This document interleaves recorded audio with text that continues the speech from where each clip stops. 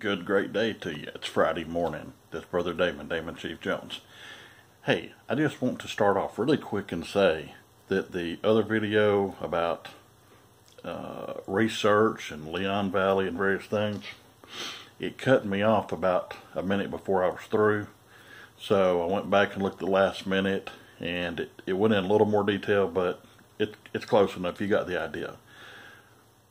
But I had probably 50 emails and then a lot of negative comments about, oh, you want to get government permission. No, I don't have to have permission to do anything. I'm my own man. I do whatever I want to. But, a house usually has a front door and a back door. Sometimes it's got a side door. Sometimes it's got an attic. Sometimes it's got a basement. You can access the basement, the attic, the side doors through various means. You still get in the house. Sometimes it's more convenient to go one way or another for various reasons, depending on what part of the house you want to go into or what you're inspecting. Well, part of an audit is an overall inspection of the entire system. So let's just say you got some government official, don't matter who it is, sheriff, constable, marshal, city clerk, the public works director, public utility commissioner, it doesn't matter, just make somebody up. You're going to see them. If you wanted to, I'm not telling nobody to do it. I'm just saying it's another option. If you wanted to go see them, and if you wanted to email them or write them a letter and say, I'm planning on visiting you on so-and-so day, and I would like to interview you about various things. And they send you a letter back and says, that would be fine. Okay, if you get there and they do it, maybe you can learn some of their mindset. Maybe you can talk to them about some of their policies because maybe they don't feel ambushed. Okay, I've known various officials that know me over the years that somebody's gone out of there and they said, if they would have just called or wrote a letter, email, we would have sat down with them and talked with them. We would have explained things to them. We would have did anything they wanted to. And of course I pointed out to them, this is a surprise inspection. Okay? These audits have been surprise inspections when you weren't expecting it to get your true colors. See how you would react in the here and now. Because if you get an announcement and you got a few days or a week to plan, then you can rehearse and you can go over your answers and stuff, yada, yada, yada. They said, but on the other hand, making us look bad doesn't help them, it doesn't help us. Maybe they get more views on YouTube, maybe they get more subscribers, maybe they get more monetary on AdSense, maybe this, maybe that. But if they would allow us to sit down with them, and of course this is only a few select people, so keep that in mind. I am not a government bootlicker, and I don't encourage anybody to be a government bootlicker. They're your servant. They're my servants. I was the people's servant for 40 years. When they called me, I went and took care of business, whatever that might be. I mean, I've actually gone out on somebody that said part of a road was washed out. Okay? And so, I'm not a road engineer. I don't know really that much about it. But I did know over at the city supply place that we had some asphalt, various things. And so I actually got a couple of guys that I knew from around the way, what they would call hood rats sometimes. I got them and said, hey fellas, I need some help. All right, Jones, no problem. So one of them I knew had a trailer, and I said, let's load this stuff up on there and go over there and patch this road. They said, don't you got to get some kind of papers or permits or something to do that? And I said, the road's gone. It's going to cause an accident or get somebody killed. Can't we just do something nice? Yeah, you the chief. So we went and filled in the road. Okay? Now, the next day, I called the road department, and they come over and fixed it better. And, you know, it's just things you do. So, I ain't telling nobody don't go surprise them. Surprise is great. It gets people in their true element. Right, wrong, good, or bad. But I'm saying it doesn't hurt to put this tool in your tool belt. Okay? You can go see how do they react to an announced visit. Okay? So you've announced it. You went and did it. You got them to tell you what their policies, their procedures. Does it comply with the law? Does the law comply with the Constitution?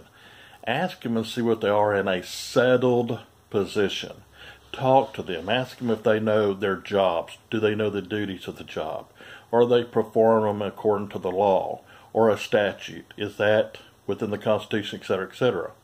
That don't mean that the very next day or in a week you or another auditor can't go back there and do surprise. Now we did a planned one, and we did it. Now we go back and surprise them. And then guess what? If they said, it is our policy not to do this, that, and the other thing, right? And then when you go back and you do your surprise thing and they do them things, they say, wait a minute. We just talked to the head of agency, and they said it's not your policy. So you're lying. See? You can work this to your advantage. And you can prove the agency right or wrong. It's the other side. You know, you always gotta, when you used to play 45 albums, 45 RPMs, 33 albums, there was the side A that had the number one song, and the B side was a fill-in, but every once in a while the B side turned out to be better than the A side. I'm just saying we have options.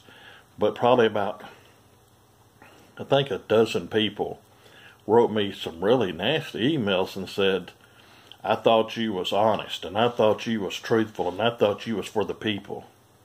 I was and I am. But anyway, they pissed off, wrote me nasty letters, and unsubscribed. Well, that's being an American. You can subscribe, you can unsubscribe. You can watch, you can not watch. But I'm the real deal.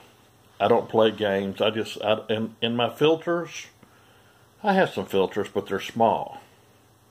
And I'm doing the best I can. I've had to go through a lot of personal headaches and heartaches with death in the family and other things going on. I do the best I can. And I learned some more Latin phrases that are excellent. And I've done some more demographic research that is outstanding. And I got more things to bring to y'all. I just thought I'd say Good Friday morning and tell you I'm not mixed up about what I said, but unfortunately several people was mixed up about it, and they tried to tell me what my intention was. So unless you're a mind reader, you don't know my intention. And even if you listen to it word for word for word, you gotta still put it in context with what I said before and after it. And you gotta look at other videos as well, so you get the big mindset, okay? But anyway, I'm here to help you. There's a lot of ways to learn about these government agencies. There's many layers. Auditors have done 1 or 2 layers. But there's way more layers. There's more ways than 2 or 3 to do this. And I'm going to teach you these things. I want to hold a seminar with known auditors and people that are interested in becoming an auditor to teach people. I want to pick somewhere between Florida and Texas, which would be reasonable for me to get to, and maybe do a 2 or 3 day or even a week-long seminar. But not just me. We could have people that talk on the fallacy of the foreclosures, and the foreclosures that's going on, and the sheriff is supposed to be between you and the bank, and they're supposed to have the right papers, and if they don't, it's an illegal foreclosure. Wells Fargo just got caught up in a bunch of that crap here lately. Okay? We can have people talk about the Federal Reserve System and cryptocurrency. And we can have people talk about various things. So I got about what I call my dirty dozen list of things that you don't see every day in the news. You don't hear every day on the radio. You got to go to YouTube or some special research place to find out. So I'd like to get, 5 or 6 people that can carry 1 or 2 topics, and let's have a week-long seminar and bring in vendors that can make t-shirts and hats and buttons and sell food, and we can network and swap information. People can bring in electronic gear to sell, swap, trade. If y'all like these ideas, tell me who you are. If you'd be interested, maybe you got 5 or 10 acres, and you'd be interested in sponsoring it. Maybe you got some sort of hotel out of the way, and your vacancies are down at this time of year. I don't know. I'm just trying to think out of the box. Some place where we could get anywhere from 100 to 300 people together and have a week-long study class. Just something to help us out. And if that fails, then maybe we'll do a go-to-meeting conference call. Maybe we'll do a video conference call. There's got to be more than one way to teach this to people and get more people involved. Okay? If you got one man paddling the boat, it only goes so fast. If you got 5 or 6 people paddling the boat, it goes a lot faster. Thank you. God bless you. And if you want to donate, you know how to do it. If you don't, it's okay. Love you. God bless you.